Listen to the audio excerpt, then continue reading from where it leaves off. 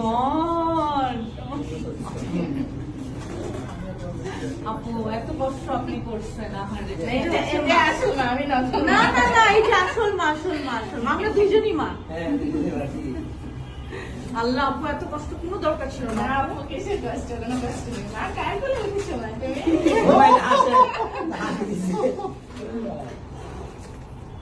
আপু অনেক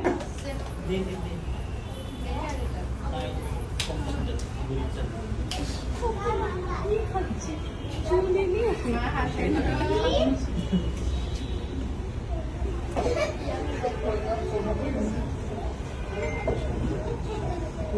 এই যে